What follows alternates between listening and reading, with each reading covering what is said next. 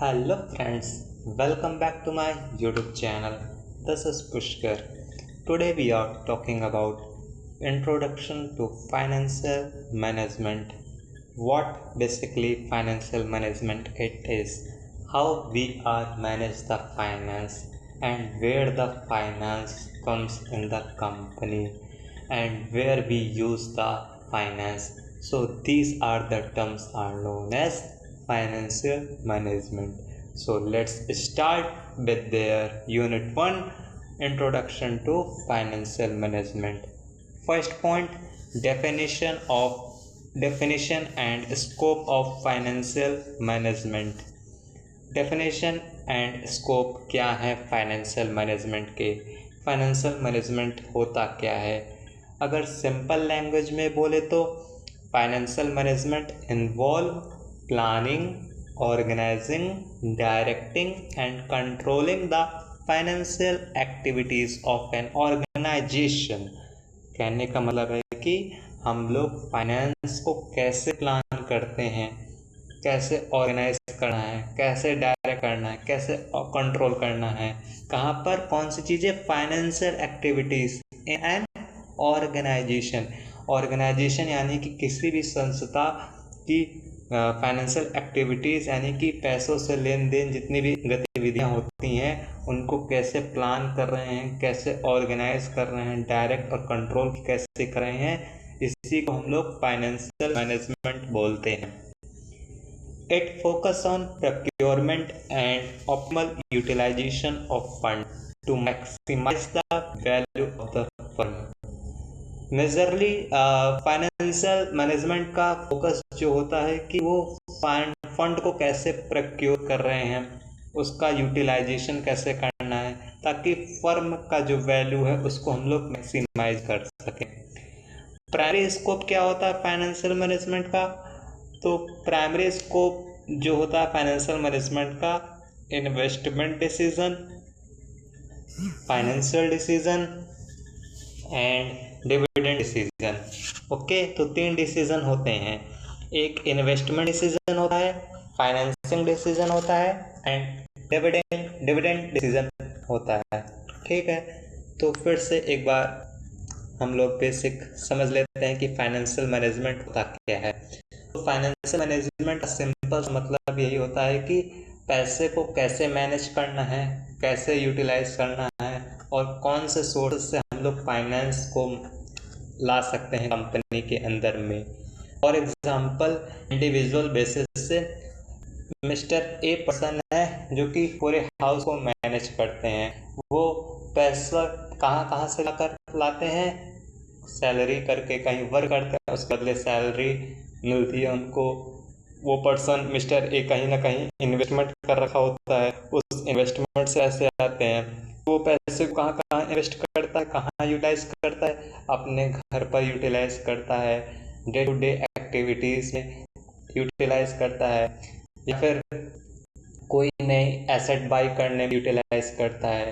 तो इन्हीं सारी चीज़ों को, फाइनेंशियल एक्टिविटीज़ से रिलेटेड सारी एक्टिविटीज़ को मैनेज करना ही फाइनेंशियल मैनेजमेंट कहलाता है। अभी ऑब्जेक्टिव क्या होता है फाइनेंशियल मैनेजमेंट का, तो फाइनेंशियल मैनेजमेंट का ऑब्जेक्टिव दो होते हैं, एक होता है प्रॉफिट मैक्सिमाइजेशन और दूसरा होता है वेल्थ मैक्सिमाइजेशन।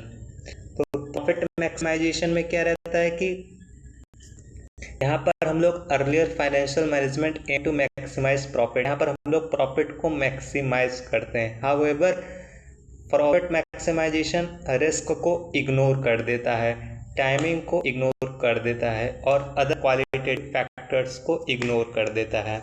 तो यहाँ पर हम लोग सिर्फ प्रॉफिट मैक्सिमाइजेशन की बात करते हैं, वेल्थ मैक्सिमाइजेशन की बात नहीं करते हैं।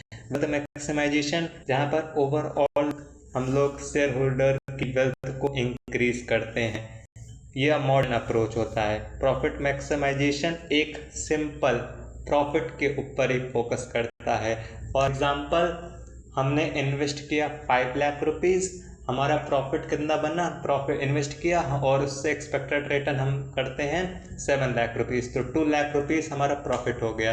तो हम सिर्फ प्रॉफिट के ऊपर ही फोकस कर रहे हैं, प्रॉफिट को मैक्सिमाइज करने के ऊपर फोकस कर रहे हैं कि वो 2 लाख का प्रॉफिट हमारा 3 लाख कैसा हो जाए, यानी कि एक्सपेक्टेड रिटर्न हमारा 7 लाख से 8 लाख रुपए कैसे हो जाए, इसके ऊपर फोकस करना ही प्रॉफिट मैक्सिमाइजेशन हो गया। तो ये भी ऑब्जेक्टिव होता है फाइनेंशियल मैनेजमेंट का। अभी वेल्थ मैक्सिमाइजेशन की बात करते हैं। वेल्थ मैक्सिमाइजेशन में क्या रहता है कि the modern approach emphasise increasing the shareholder wealth. Shareholder कौन होता है? पहले तो शेयर होल्डर ओन होता है कंपनी का, जो पैसे लगाता है कंपनी में। ओके, तो वह कौन होता है? Share holder. अभी शेयर होल्डर कंपनी में पैसे लगाया हुआ है, तो शेयर होल्डर का जो वैल्यू है वो कैसे मैक्सिमाइज कर सके ताकि उसकी कंपनी ज़्यादा रन करे और उसकी वेल्थ बढ़ जाए। तो मॉडर्न अप्रोच क्या बोलता है कि शेयर होल्डर की वेल्थ को बढ़ाना। It consider timing and risk of cash flow. कहने का मतलब है कि शेयर होल्डर की वेल्थ को बढ़ाने में समय लगता है और कैश फ्लो में रिस्क भी होता है। कैश फ्लो का मतलब यह है कि जितनी भी रिटर्न्स है वो आएंगे कि नहीं आएंगे, इसमें डाउट होता है, रिस्क होता है। जहाँ पर अल्टरनेटिव आ जाते हैं कि पॉजिटिव और नेगेटिव के बीच में, कि पैसे हमारे आएंगे कि नहीं आएंगे, हमने इन्वेस्टमेंट कर रखा हुआ है उससे कैश फ्लो जनरेट हो रहा है कि नहीं हो रहा है, तो इसमें अभी भी डाउट है, कोई फिक्स नहीं है कि हमको इतना रिटर्न मिल जाएगा। ठीक है, तो यहाँ पर रिस्क होता है। तो वेल्थ मैक्सिमाइजेशन में ये भी रहता है, टाइमिंग और रिस्क फैक्टर दोनों को लेकर के चलते हैं। यहाँ पर फोकस होता है मार्केट वैल्यू ऑफ शेयर के ऊपर। अभी मार्केट वैल्यू ऑफ शेयर के ऊपर क्या होता है कि हम लोग ईपीएस की बात करते हैं, अर्निंग पर शेयर, यानी कि एक शेयर पे कितना अर्न कर रहे हैं। अगर हम उसको पीई रेशियो यानी कि प्राइस टू अर्निंग रेशियो से मल्टीप्लाई कर देते हैं तो एमपीएस आ जाता है, मार्केट प्राइस शेयर। तो उसको मार्केट प्राइस शेयर को ही हम लोग मार्केट वैल्यू ऑफ शेयर बोलते हैं। अगर हम लोग एमपीएस को बढ़ा रहे हैं यानी कि मार्केट वैल्यू ऑफ शेयर को बढ़ा रहे हैं। ठीक है, तो अगर हमारा मार्केट वैल्यू ऑफ शेयर ज़्यादा होगा तो कंपनी का मार्केट वैल्यू ज़्यादा होगा, यानी कि कंपनी ज़्यादा ग्रो कर रही है। तो मॉडर्न अप्रोच क्या बोलता है कि एम्फसाइज करना कि हम शेयर होल्डर की वैल्यू को इंक्रीज कर रहे हैं, शेयर होल्डर की वैल्यू को इंक्रीज कर रहे हैं। तो ऑब्जेक्टिव तो आपको याद ही हो गया होगा, प्रॉफिट मैक्सिमाइजेशन और wealth maximisation. Role and function of financial manager.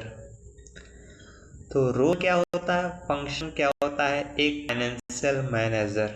अभी फाइनेंस जो पढ़ते हैं वो बाद में क्या बनते हैं, फाइनेंशियल मैनेजर, जो कंपनी के फाइनेंस को मैनेज करते हैं, फाइनेंस को संभालते हैं। वो लोग क्या करते हैं कि कंपनी में जितने भी पैसे आते हैं उनको प्रॉपर तरीके से यूटिलाइज करते हैं और सही जगह पर इन्वेस्ट करते हैं ताकि मैक्सिमम रिटर्न आ सके उस इन्वेस्टमेंट से। ओके, तो फाइनेंशियल मैनेजर क्या करता है, ये प्ले करता है crucial role in financial planning. ये फाइनेंशियल प्लानिंग करता है, फाइनेंशियल एनालिसिस करता है और डिसीजन मेकिंग करता है। अभी फाइनेंशियल प्लानिंग का मतलब क्या हो गया, जैसे कंपनी क्या करती है, अपने इन्वेस्टमेंट पे इंश्योरेंस लेती है, तो कौन सा इंश्योरेंस बेस्ट रहेगा, कौन सा इंश्योरेंस बेस्ट नहीं है, या फिर रिटायरमेंट प्लानिंग करना हो गया, तो ये सब क्या कहलाता है, फाइनेंशियल प्लानिंग करना। जैसे गवर्नमेंट की स्कीम्स देखना फाइनेंस से रिलेटेड जो बेनिफिशियल हो, या फिर टैक्स की प्लानिंग करना जो बेनिफिशियल हो कंपनी के लिए, तो ये सारी चीज़ें क्या कहलाती हैं, फाइनेंशियल प्लानिंग। फिर फाइनेंशियल एनालिसिस क्या होता है, फाइनेंशियल एनालिसिस का मतलब हो गया कि जो भी फाइनेंस से रिलेटेड इंफॉर्मेशन हमारे पास है उसको एनालिसिस करना with the use of computer, AI, ये सारी चीज़ों का यूज़ करके हम लोग, ये सारे टूल्स का यूज़ करके हम लोग फाइनेंशियल एनालिसिस करते हैं ताकि फ्यूचर में हम लोग डिसीजन ले सकें, आगे डिसीजन लें, फ्यूचर को लेकर के हम लोग डिसीजन ले सकें, डिसीजन मेकिंग कर सकें। ठीक, तो की फंक्शंस क्या क्या हैं फाइनेंशियल मैनेजर के? Estimating capital requirement. Financial manager का मेजर फंक्शन होता है कि कैपिटल रिक्वायरमेंट को एस्टिमेट करना। कंपनी में कितने पैसों की रिक्वायरमेंट है कंपनी को रन करने के लिए, या फिर कंपनी के फाइनेंस को मैनेज और यूटिलाइजेशन करने के लिए, तो ये सारी इंफॉर्मेशन फाइनेंशियल मैनेजर को पता होने चाहिए with the estimation of capital requirement and determining the capital structure. अभी कैपिटल स्ट्रक्चर को कैसे डिटरमाइन करना है? तो कैपिटल स्ट्रक्चर में कहने का मतलब है कि कितना पोर्शन हमको इक्विटी से पैसे लेने हैं और कितना पोर्शन हमको डेट से पैसे लेने हैं। इक्विटी का मतलब हो गया कि शेयर होल्डर से हमको कितने पैसे मिले हुए हैं, और एक्सटर्नल पार्टीज से हमको कितने पैसे मिले हैं। एक्सटर्नल पार्टीज का कहने का मतलब हम लोगों ने लोन लेकर के कितने पैसे लिए हैं, बैंक से लोन ले सकते हैं, या फिर जिस एंजल इन्वेस्टर से पैसे ले सकते हैं, वेंचर से हम लोग पैसे मंगवा सकते हैं। ओके, वेंचर कैपिटलिस्ट जिनको हम लोग बोलते हैं। तो ये बाहर के सोर्सेज हैं, एक्सटर्नल सोर्सेज हैं जिससे हम लोग पैसे मंगाते हैं, इनको क्या बोलते हैं हम लोग? डेप्थ। ओके, तो इसको हमको डिटरमाइन करना है कि कैपिटल स्ट्रक्चर कितना होना चाहिए।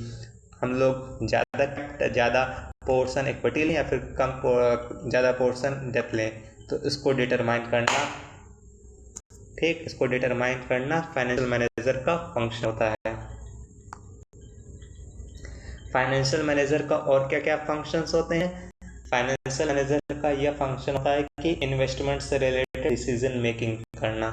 अभी इन्वेस्टमेंट हमको कहाँ कहाँ करने हैं, कौन से प्रोजेक्ट में हमको इन्वेस्ट करना चाहिए, तो इसके लिए कई सारे टूल्स यूज़ होते हैं, जैसे NPV हो गया, नेट प्रेजेंट वैल्यू हो गया, डिस्काउंटिंग कैश फ्लो मेथड हो गया, या फिर पेबैक पीरियड हो गए, प्रॉफिटेबिलिटी इंडेक्स हो गया, या फिर इंटरनल रेट ऑफ रिटर्न्स हो गए, IRR हो गया। तो ये सारे टूल्स का यूज़ करके हम लोग इन्वेस्टमेंट से रिलेटेड डिसीजन मेकिंग करते हैं। डिसीजन मेकिंग करना यानी कि कौन सा प्रोजेक्ट बेस्ट है, कौन सा प्रोजेक्ट बेस्ट नहीं है। फॉर एग्जांपल 2 प्रोजेक्ट हैं, एक प्रोजेक्ट ए, एक प्रोजेक्ट बी। प्रोजेक्ट ए अगर नेगेटिव में आ रहा है NPV उसका, तो उसको हम लोग एक्सेप्ट नहीं करेंगे प्रोजेक्ट ए को। अगर प्रोजेक्ट बी का जो NPV वो पॉजिटिव आ रहा है, नेट प्रेजेंट वैल्यू पॉजिटिव आ रहा है, तो प्रोजेक्ट बी को हम लोग एक्सेप्ट कर लेंगे। तो इसी तरीके से हम लोग इन्वेस्टमेंट डिसीजन मेकिंग करते हैं। फिर हमको मैनेजिंग करना होता है कैश और फाइनेंशियल कंट्रोल का। तो कैश और फाइनेंशियल कंट्रोल कैसे मैनेज करते हैं? इसके लिए हमको वर्किंग कैपिटल को मैनेज करना पड़ता है। वर्किंग कैपिटल का मतलब current asset minus current liabilities. जो ऑर्गेनाइजेशन के अंदर में डेली एक्टिविटीज़ होती हैं, daily day to day operation होते हैं, उन ऑपरेशन को मैनेज करने के लिए शॉर्ट टर्म कैश चाहिए होता है, और शॉर्ट टर्म ऑब्लिगेशंस को फुलफिलमेंट करने के लिए शॉर्ट टर्म कैश की रिक्वायरमेंट होती है। तो उन कैश को मैनेज करना, फाइनेंशियल कंट्रोल करना, यानी कि सही टाइम पे टाइमली डिसीजन लेना फाइनेंस से रिलेटेड, ये फंक्शंस होते हैं फाइनेंशियल मैनेजर के। फाइनेंशियल मैनेजर के और क्या फंक्शन हो सकते हैं, जो कि लास्ट फंक्शन है प्लानिंग करना और फोरकास्ट करना। अभी फाइनेंशियल मैनेजर प्लानिंग और फोरकास्ट क्यों करेगा? तो फाइनेंशियल मैनेजर प्लानिंग इसलिए करेगा कि फ्यूचर में कैश की क्या क्या रिक्वायरमेंट आ सकती है, फ्यूचर में कौन से प्रोजेक्ट जो कि ज़्यादा बेनिफिट दे सकते हैं, तो उन प्रोजेक्ट को आइडेंटिफाई करना, ताकि अभी से हम लोग उससे रिलेटेड प्लानिंग कर सकें, डिसीजन मेकिंग कर सकें, इन्वेस्टमेंट एनालिसिस कर सकें। फॉर एग्जांपल टाटा के शेयर अगर लगते हैं कि फ्यूचर में टाटा के शेयर की प्राइसेस बढ़ जाएंगी, तो अभी से उससे रिलेटेड प्लानिंग करना स्टार्ट हो जाएगा। छोटे छोटे शॉर्ट टर्म में कैश प्रोविज़न के रूप में अलग से रखने लेंगे ताकि फ्यूचर में इन्वेस्टमेंट कर सकें। ओके, तो इससे रिलेटेड प्लानिंग और फॉरकास्टिंग करना। तो अभी हम लोगों ने क्या क्या फंक्शंस पढ़े? एस्टिमेट करना कैपिटल की क्या रिक्वायरमेंट है, कैपिटल स्ट्रक्चर को हमको डिटरमाइन करना है, फिर इन्वेस्टमेंट से रिलेटेड डिसीजन मेकिंग करना होता है, मैनेज करना कैश और फाइनेंशियल कंट्रोल को, फिर प्लानिंग और फॉरकास्ट करना। अभी फाइनेंस और उसके इम्पोर्टेंस की बात करेंगे। फाइनेंस और उसके इम्पोर्टेंस का बात करें तो फाइनेंस एसेंशियल होता है बिजनेस को रन करने के लिए, यानी कि फाइनेंस क्या है, finance is the blood of business. Okay, तो फाइनेंस एसेंशियल होता है, फाइनेंस जरूरी है बिजनेस को रन करने के लिए। बिना फाइनेंस के हम लोग बिजनेस को रन नहीं कर सकते हैं। ठीक, तो it ensure that smooth operation, fund for expansion and stability.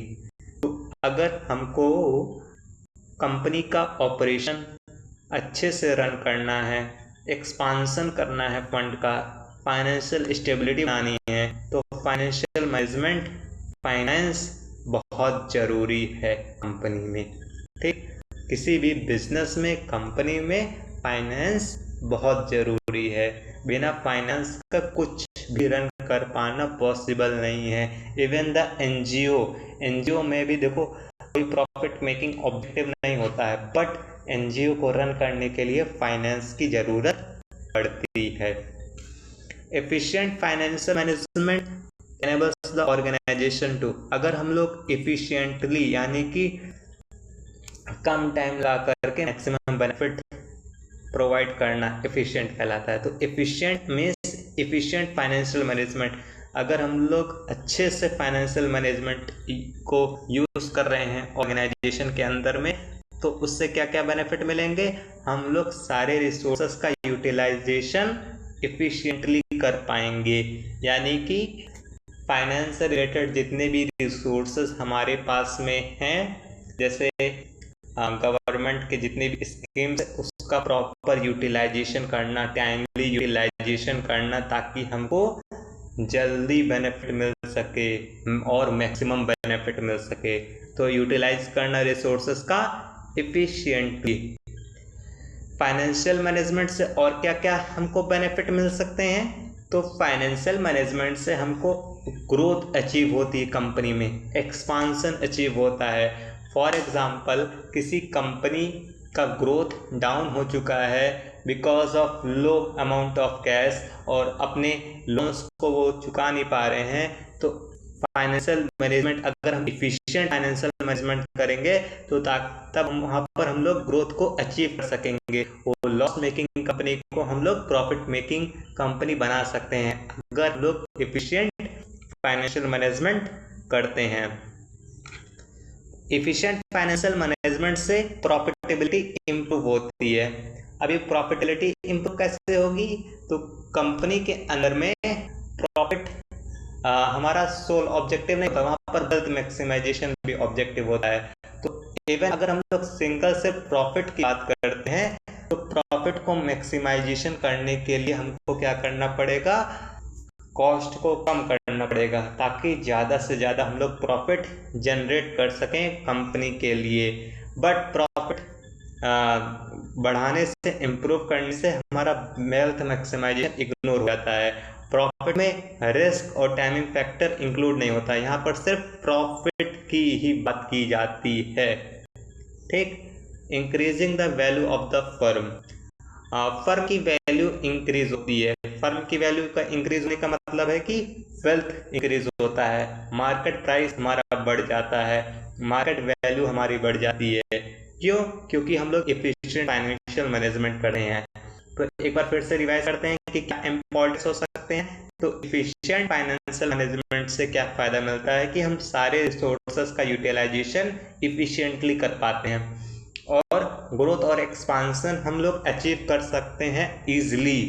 कहाँ पर? जब हम लोग एफिशिएंट फाइनेंशियल मैनेजमेंट करते हैं, प्रॉफिटेबिलिटी हमारी इम्प्रूव होती है और फर्म का जो वैल्यू है वो इंक्रीज होता है। फिफ्थ पॉइंट, अभी हम लोग फाइनेंशियल प्लानिंग और कंट्रोल का बात करेंगे। फाइनेंशियल प्लानिंग और कंट्रोल कैसे होता है, तो financial planning ensure that adequate fund are available when they are needed.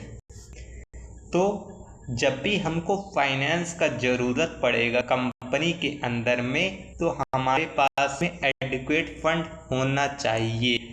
ये नहीं है कि अभी हमको कंपटीटर्स हमारे जो हैं वो कोई नया मशीन लेकर के आ गए हैं, तो उनके मुकाबले में उनसे कॉम्पीट करने में अगर हमको फाइनेंस का ज़रूरत पड़ता है, तो फाइनेंस अगर ना हुआ तो हम लोग कॉम्पीट नहीं कर पाएंगे तो हम लोग मार्केट से बाहर हो जाएंगे।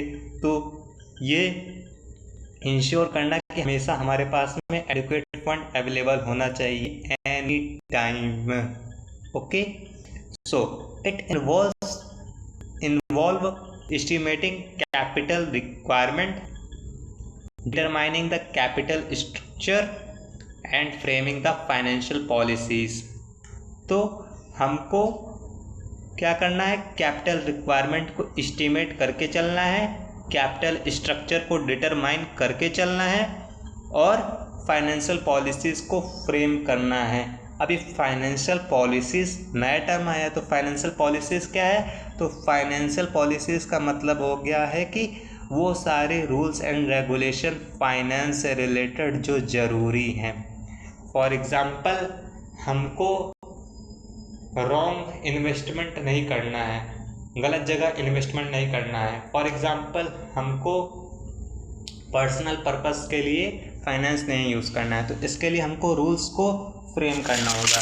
अगर हम लोग पर्सनल पर्पस के लिए फाइनेंस का यूज़ कर रहे हैं जो कि कंपनी के पर्पस के लिए रखा था, कंपनी के ग्रोथ के लिए रखा था, तो अगर हम लोग उसको पर्सनल पर्पस के लिए यूज़ करते हैं तो इससे क्या होता है, एजेंसी प्रॉब्लम आती है। एजेंसी प्रॉब्लम का मतलब हो गया है कि यहाँ पर हम लोग कंपनी के ऑब्जेक्टिव पे फोकस ना करके पर्सनल ऑब्जेक्टिव पर फोकस करते हैं, और इससे क्या हो जाता है, हमारी एजेंसी कॉस्ट बढ़ने लगती है, एजेंसी कॉस्ट आ जाती है, और एजेंसी कॉस्ट आएगी तो उससे क्या होगा कि फाइनेंस हमारा लो पड़ जाएगा, फाइनेंस कम पड़ जाएगा कंपनी को रन करने के लिए। ओके, और फाइनेंस कम पड़ जाएगा कंपनी को रन करने के लिए तो कंपनी हमारी बंद हो जाएगी। तो इससे रिलेटेड हमको फाइनेंशियल पॉलिसीज़ को भी फ्रेम करना ज़रूरी है।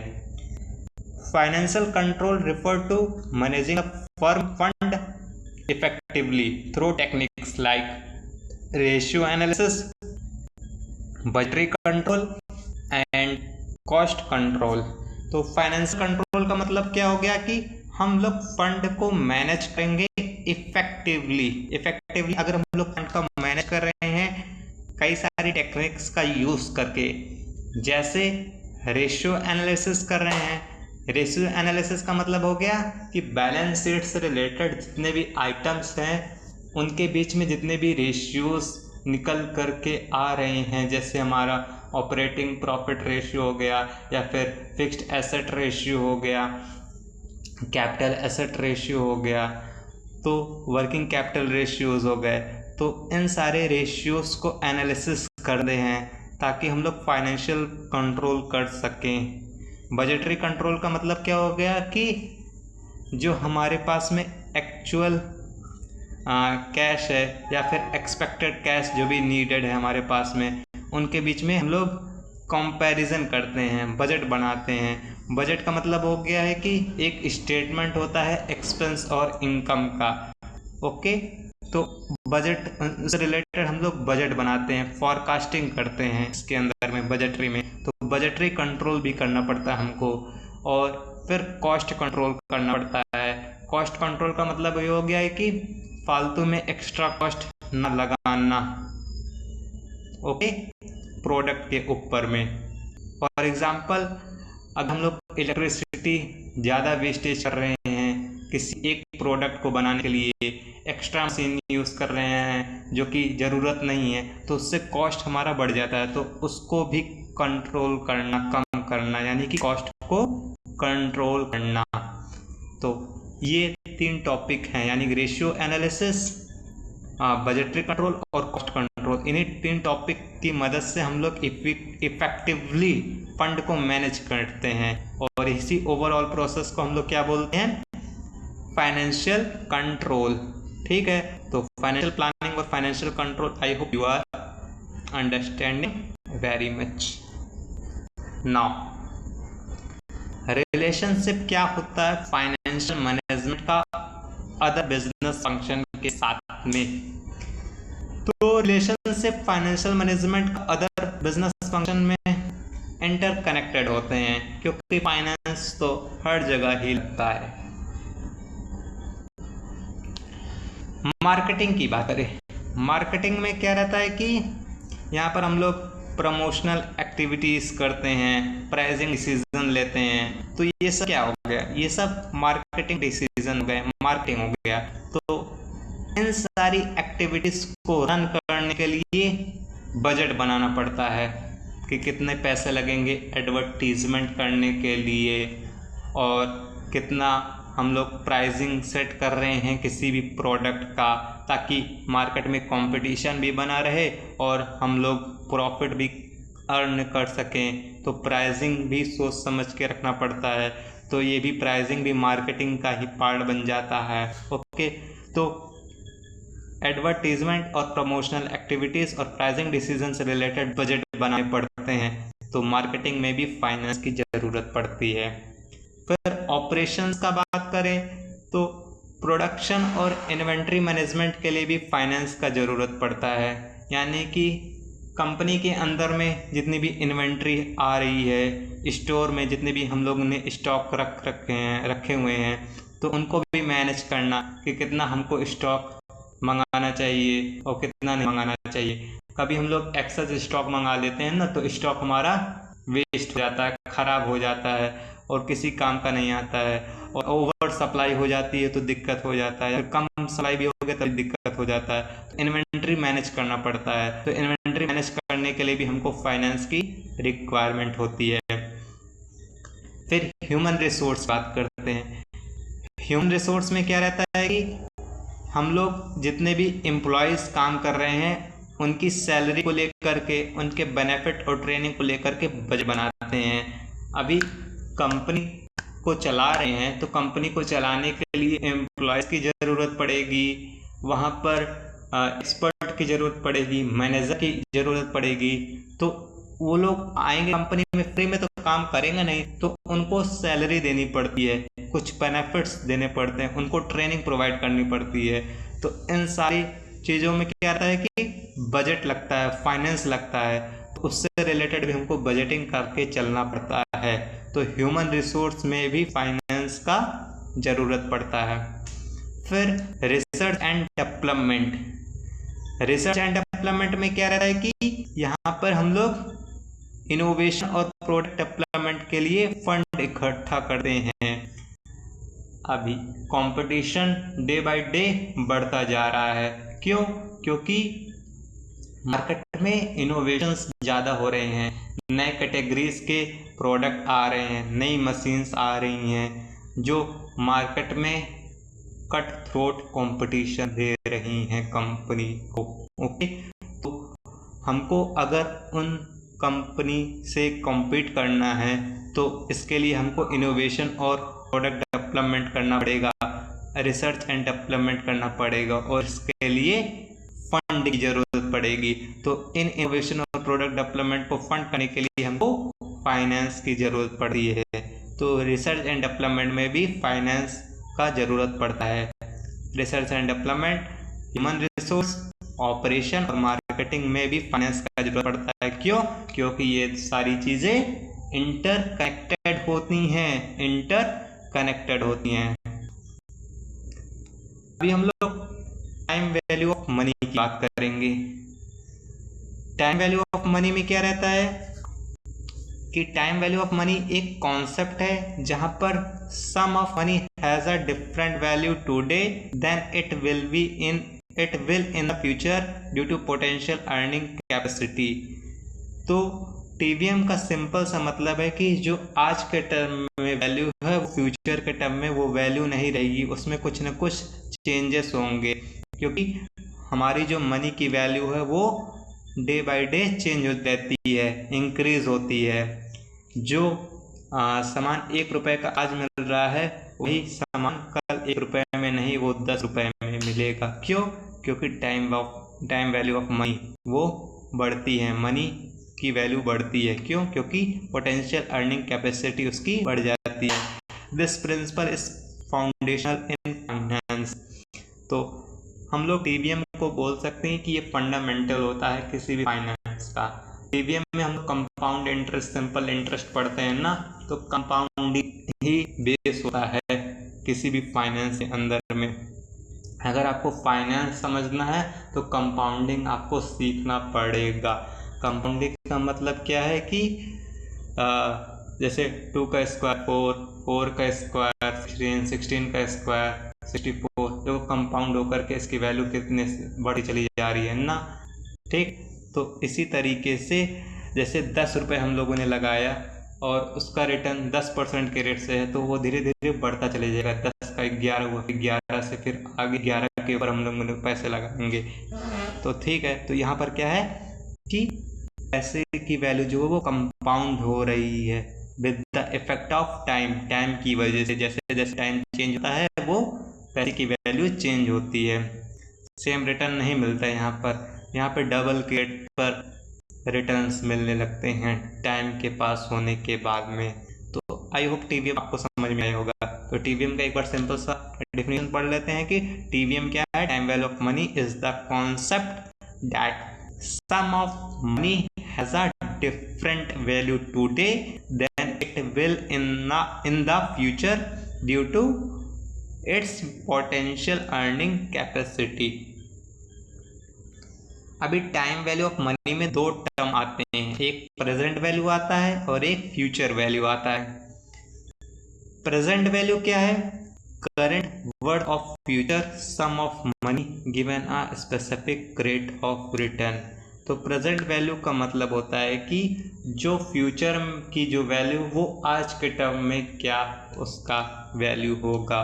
फॉर एग्ज़ाम्पल फ्यूचर 1000 रुपये अभी हमारे पास में है, तो फ्यूचर में जो रिटर्न हमारा मिलेगा वो 2000 मिलेगा। तो फ्यूचर में 2000 का रिटर्न मिलेगा, उसकी वैल्यू आज के टर्म में क्या है, प्रेजेंट वैल्यू उस 2000 रुपये की क्या निकल के आ रही है करंट में। फॉर एग्जाम्पल अभी 2025 चल रहा है, 2030 के में उसका 1100 रुपये अभी हमारे पास में था, बट उस 100 रुपये की वैल्यू फ्यूचर में 500 रुपये हो जाती है। 2030 में 500 हो जाती है। उस 500 की वैल्यू आज के टर्म में 100 रुपये है। अगर 100 रुपये अगर हमको नहीं पता होता, फ्यूचर में हमको 2030 लिखा होता और हमको 500 रुपये क्वेश्चन में दे रखा हुआ है, तो 500 रुपये का वैल्यू आज के टर्म में कितना होगा। ठीक है, 2025 में कितना होगा। ठीक, तो उसी को हम लोग प्रेजेंट वैल्यू बोलते हैं। तो the current worth of future sum of money given a specific rate of return. Future value क्या है? The value of current sum of money at a future date considering a specific rate of return. कहने का मतलब जो 100 रुपये आज का है वो फ्यूचर में उसका वैल्यू कितना होगा। ठीक, उसी को हम लोग क्या बोलते हैं? Future value. The value of current sum of money at a future date considering a specific rate of return. Discounting and compounding technique. Compounding क्या होता है? So, calculating the future value from present value using the compound interest। Compound interest का use करके हम लोग future value को calculate करते हैं, उसी को हम लोग कंपाउंडिंग बोलते हैं। कंपाउंडिंग यानी कि फ्यूचर वैल्यू कहाँ से कैलकुलेट करेंगे? प्रेजेंट वैल्यू से। प्रेजेंट वैल्यू जो 100 रुपये की वैल्यू है वो फ्यूचर में उसकी वैल्यू कितनी होगी। बाय यूजिंग कंपाउंड इंटरेस्ट हम लोग उसी को हम लोग कंपाउंडिंग बोलते हैं। फिर डिस्काउंटिंग में क्या रहता है कि हम लोग डिटरमाइन करते हैं प्रेजेंट वैल्यू को of a future amount using a discount rate. Okay, तो डिस्काउंट रेट का यूज़ करके जो फ्यूचर में वैल्यू है उसकी प्रेजेंट वैल्यू कितनी निकल के आ रही है उसको डिटरमाइन करना ही डिस्काउंटिंग कहलाता है। एप्लीकेशंस क्या क्या है इसके? Investment appraisal. जब भी हम लोग इन्वेस्टमेंट को एनालिसिस करते हैं, इन्वेस्टमेंट को अप्रेजल करते हैं, तो वहाँ पर हम लोग डिस्काउंटिंग का यूज़ करते हैं कि इन्वेस्टमेंट यानी कि इन्वेस्टमेंट है, फ्यूचर की वैल्यू हमको बता रखी है कि इन्वेस्टमेंट का प्राइस इतना है, तो आज के टर्म में उसकी वैल्यू को डिटरमाइन करने के लिए हमको डिस्काउंटिंग मेथड का यूज़ करना पड़ता है, ताकि हम उस इन्वेस्टमेंट की एक्चुअल वैल्यू को आज के टर्म में डिटरमाइन कर सकें।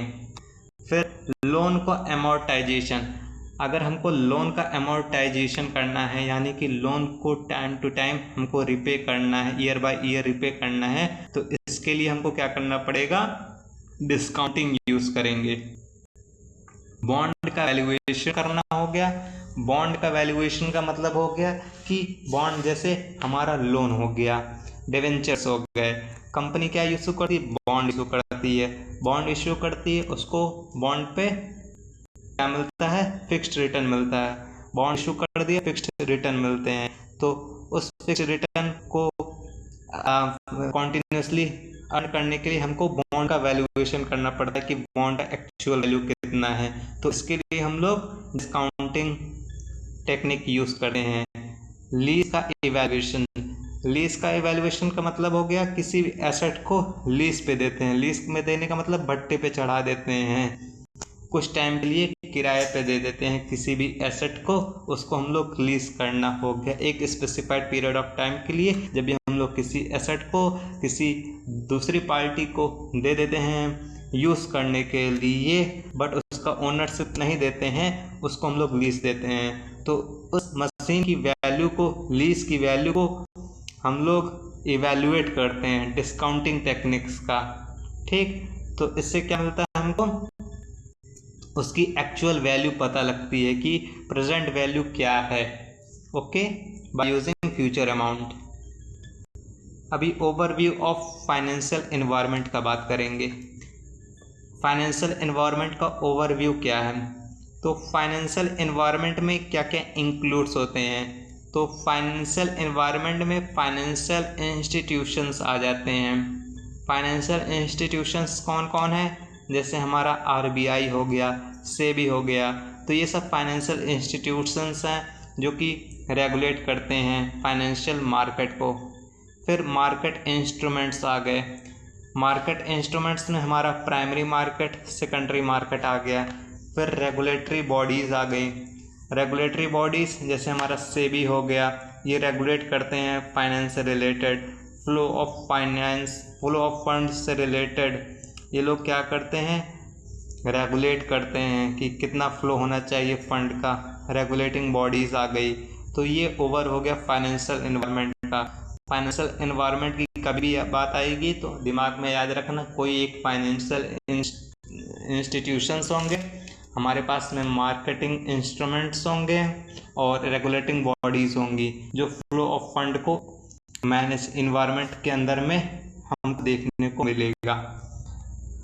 अभी सोर्स ऑफ फाइनेंस का क्या है, तो फाइनेंस के सोर्सेस हमारे पास में शॉर्ट टर्म सोर्सेज होते हैं, लॉन्ग टर्म सोर्सेज होते हैं। शॉर्ट टर्म सोर्सेज में क्या रहता है, trade credit.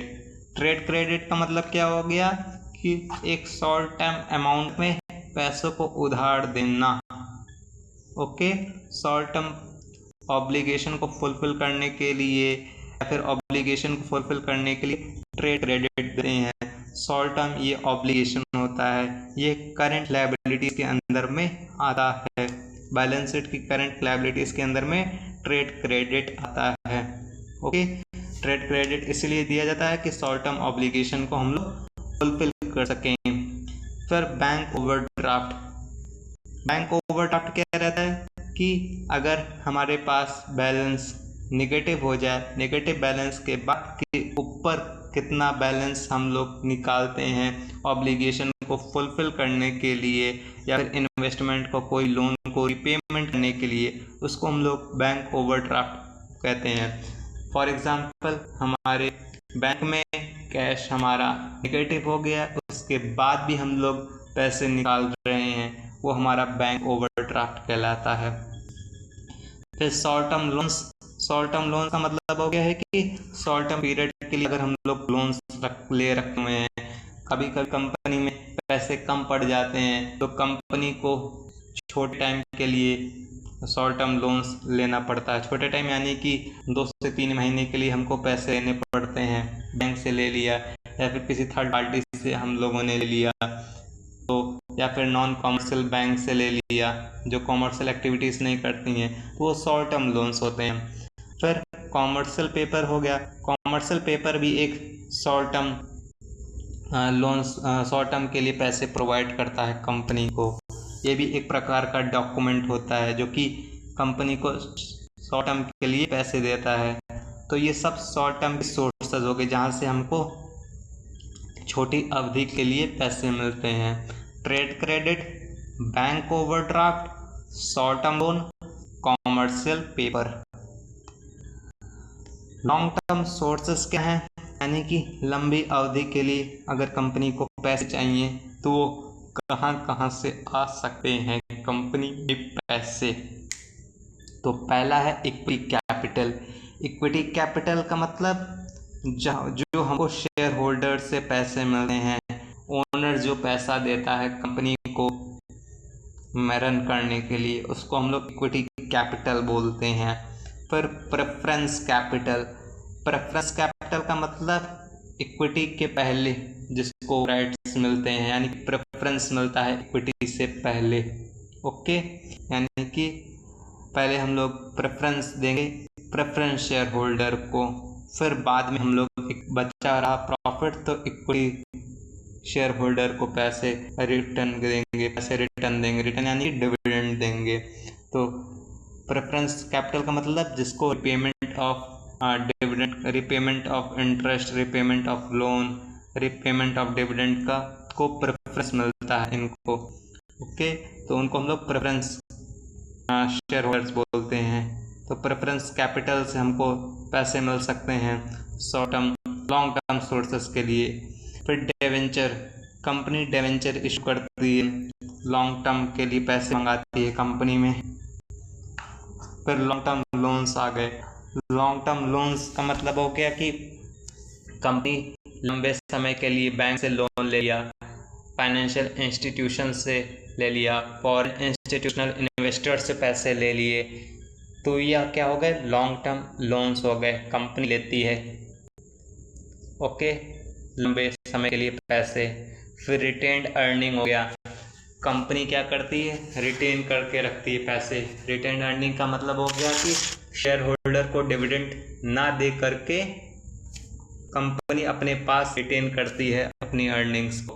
For example, share holder को डिविडेंड डिस्ट्रीब्यूट करने थे, कंपनी के पास में डिस्ट्रीब्यूटेबल प्रॉफिट था, सरप्लस प्रॉफिट था, सरप्लस कैश भी था, तो कंपनी शेयर होल्डर को डिविडेंड ना दे करके खुद अपने पास पैसे रिटेन किए ताकि फ्यूचर में फिर से उसको री इन्वेस्ट करके एक्स्ट्रा प्रॉफिट बना सके, तो उसको हम लोग रिटेन्ड अर्निंग बोलते हैं। तो ये लॉन्ग टर्म सोर्सेस के लिए होता है। तो लॉन्ग टर्म सोर्सेस में 5 कौन से पॉइंट है, equity capital, preference capital, debenture, long term loans, retained earning. अभी हम लोग ओवरव्यू लेंगे फाइनेंशियल मार्केट का और इंस्टीट्यूशन का। ओवरव्यू क्या होता है फाइनेंशियल मार्केट का और इंस्टीट्यूशन का। तो फाइनेंशियल मार्केट फैसिलिटेट करता है exchange of fund between investors and borrowers. Okay, अभी फाइनेंशियल मार्केट फैसिलिटी देता है। फैसिलिटी किस प्रकार की, हमको फंड को एक्सचेंज करने हैं, फंड को बढ़ाना है, एक्सचेंज करना है इन्वेस्टर और बारोवर के बीच में। इन्वेस्टर जो पैसे लगाएगा कंपनी में, बारोवर कौन है, बारोवर का मतलब हो गया भैया जो पैसे ले रहा है, जो कंपनी जो है वो बारोवर हो गई, कंपनी पैसे ले रही है, बारो कर रही है, किसे, इन्वेस्टर से, एक्सटर्नल पार्टी से, बैंक से, ठीक है। तो इनके बीच में जो फंड एक्सचेंज हो रहे हैं, इनको फैसिलिटी कौन प्रोवाइड करेगा, फाइनेंशियल मार्केट। फाइनेंशियल मार्केट जहाँ पर हम लोग पैसे को एक्सचेंज कर रहे हैं जिस माध्यम से, यानी कि सिक्योरिटीज को सेल और परचेज कर रहे हैं जिस प्लेस पे, उसको हम लोग फाइनेंशियल मार्केट बोलते हैं। अभी मार्केट में हम लोग वेजिटेबल ले जाते हैं तो वहाँ पर वेजिटेबल लेने जाते हैं तो वेजिटेबल मार्केट में हमको क्या मिलेगा, सब्जियां मिलेंगी। उसी तरीके से हमको कंपनी को फाइनेंस चाहिए तो फाइनेंस कहाँ मिलेगा, फाइनेंशियल मार्केट में। ठीक। कैपिटल मार्केट क्या होता है, कैपिटल मार्केट का मतलब जो डील करते हैं लॉन्ग टर्म सिक्योरिटीज में। लॉन्ग टर्म सिक्योरिटीज का मतलब स्टॉक्स हो गया, बॉन्ड हो गए, डिवेंचर्स हो गया। डिवेंचर्स हमको कहाँ मिलेंगे, लॉन्ग टर्म सिक्योरिटीज में, कैपिटल मार्केट में। अगर हमको लंबे समय के लिए पैसे चाहिए तो कहाँ जाएंगे, कैपिटल मार्केट के पास में। ठीक। फिर दूसरा आता है मनी मार्केट। मनी मार्केट में क्या रहता है कि यहाँ पर हम लोग शॉर्ट टर्म इंस्ट्रूमेंट की बात करते हैं। शॉर्ट टर्म इंस्ट्रूमेंट को हैंडल करना हो गया, ट्रेजरी बिल हो गया, सर्टिफिकेट ऑफ डिपॉजिट हो गया। इससे सर्टिफिकेट ऑफ डिपॉजिट से जो शॉर्ट टर्म के लिए कंपनी को पैसे मिल जाते हैं, ट्रेजरी बिल यानी कि 14 से लेकर के 90 दिन के बीच में जो पैसे मिल जाते हैं कंपनी को, तो ये सारे इंस्ट्रूमेंट कहाँ पर मिलेंगे, हमको मनी मार्केट में जाना पड़ेगा इंस्ट्रूमेंट को लेने के लिए। कैपिटल मार्केट, अगर हमको लंबे समय के लिए पैसे चाहिए तो कैपिटल मार्केट के पास पैसे मिलेंगे हमको। मनी मार्केट में शॉर्ट टर्म के लिए पैसे मिलेंगे। तो इससे रिलेटेड कुछ टर्म्स होते हैं जिनको हमको यूज करना पड़ेगा पैसे कोई जगह पर। स्टॉक चाहिए, बॉन्ड चाहिए, कैपिटल मार्केट जाओ, ट्रेजरी बिल चाहिए, सर्टिफिकेट ऑफ डिपॉजिट चाहिए, मनी मार्केट में जाओ, शॉर्ट टर्म के लिए हो गया। फिर primary market, secondary market. Primary market का मतलब हो गया कि जब कंपनी न्यू सिक्योरिटीज इशू करती है तो वो प्राइमरी मार्केट में ही इशू करती है। प्राइमरी मार्केट से ही कंपनी को पैसे मिलते हैं। ठीक है। अभी नई नई कंपनी हम लोगों ने हम लोगों ने नया स्टार्ट किया, कंपनी अच्छे से चल रही है, कंपनी अपना आईपीओ लेकर के आती है, इनिशियल पब्लिक ऑफर। ठीक। फिर एफपीओ आता है, फॉलो अप पब्लिक ऑफर।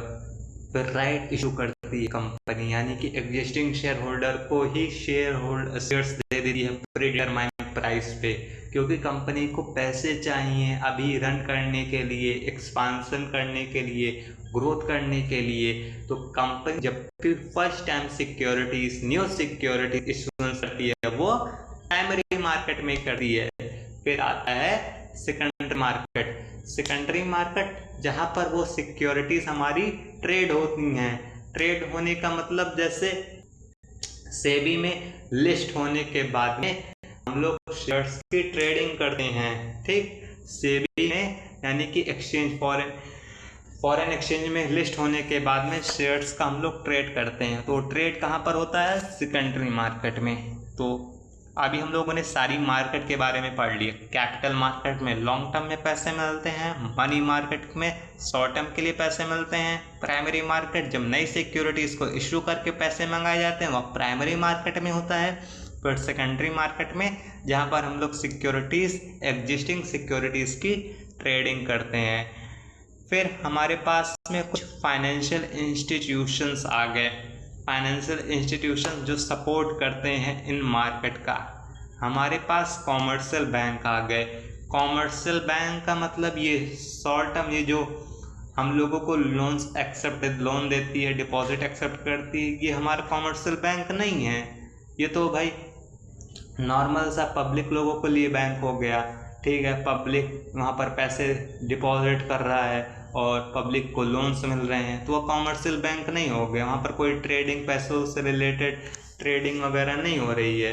तो कॉमर्शियल बैंक जो लोन देते हैं, सेविंग्स प्रोवाइड करते हैं या फिर अदर फाइनेंशियल सर्विसेज प्रोवाइड करते हैं, उनको हम लोग कॉमर्शियल बैंक बोलते हैं। फिर इन्वेस्टमेंट बैंक आ गया। इन्वेस्टमेंट बैंक क्या होते हैं, जो असिस्टेंस देते हैं। असिस्टेंस यानी कि फैसिलिटी प्रोवाइड करते हैं कि कैपिटल को रेस कैसे करें, मर्जर्स कैसे करना है। मर्जर्स यानी कि कंपनी को मर्ज करना है कब, अगर कंपनी लॉस मेकिंग कंपनी है तो वो प्रॉफिट मेकिंग कंपनी के साथ में मर्ज कर लेती है। और कभी कभी प्रॉफिट मेकिंग कंपनी और दूसरी कंपनी, प्रॉफिट मेकिंग कंपनी दूसरी कंपनी, वो आपस में मर्ज हो जाती हैं ग्रोथ के लिए, मार्केट में एक्सपांड करने के लिए, कंपटीशन को रोकने के लिए। तो ये सारी असिस्टेंस कौन प्रोवाइड करता है, इन्वेस्टमेंट बैंक। और कैपिटल को बढ़ाने में, रेस करने में हेल्पिंग कौन करता है? Investment bank. फिर इंश्योरेंस कंपनी आ गई। इंश्योरेंस कंपनीज क्या होती हैं? ये रिस्क मैनेजमेंट सर्विसेज को ऑफर करती हैं कि कोई भी इन्वेस्टमेंट में कितना रिस्क है, कितना रिस्क नहीं है, तो उस रिस्क को मैनेज करने का काम इंश्योरेंस कंपनीज का हो गया। फिर म्यूचुअल फंड हो गए। म्यूचुअल फंड में क्या रहता है कि यहाँ पर एक पूल ऑफ मनी होता है, यानी कि इकट्ठा मनी हम लोग रखे रहते हैं, जो कि फ्रॉम इन्वेस्टर से इकट्ठा पैसे ले करके रखे रहते हैं सिक्योरिटीज़ को बाई करने के लिए। ओके, और यहाँ पर उस पूल ऑफ मनी को कौन मैनेज करता है? एक्सपर्ट मैनेज करते हैं। ओके, तो पूल मनी जो हमको इन्वेस्टर से मिलता है, उससे हम लोग सिक्योरिटीज़ बाई करते हैं, वह हमारा म्यूचुअल फंड हो गया। कई सारे इन्वेस्टर से पैसे ले करके अगर हम लोग इकट्ठे पैसे ले रखे हुए हैं कोई भी सिक्योरिटीज़ को परचेस करने के लिए, और उन सिक्योरिटीज़ को मैनेज करने के लिए हम लोग एक्सपर्ट्स को हायर करते हैं, तो उस पूल ऑफ मनी को हम लोग म्यूचुअल फंड बोलते हैं। फिर NBFCs आ जाती है, नॉन बैंकिंग फाइनेंशियल कंपनीज। ये ऐसी कंपनी है जो बैंकिंग की सर्विस नहीं देते हैं, ये लोग फाइनेंशियल सर्विस देते हैं बिना बैंकिंग लाइसेंस को होल्ड किए हुए, यानी कि इनके पास कोई बैंकिंग का लाइसेंस नहीं है, लेकिन ये लोग फाइनेंशियल सर्विस प्रोवाइड कर रहे हैं। ठीक, फाइनेंशियल फैसिलिटीज़ ये लोग प्रोवाइड कर रहे हैं। इनको हम लोग क्या बोलते हैं? Non banking financial companies. Non banking financial companies NBFC। तो फाइनेंशियल इंस्टीट्यूशन कौन कौन से हो गए? Commercial bank, investment bank, insurance companies, mutual fund, non banking financial companies. Thank you. I hope you all like it. This video. Please subscribe my channel.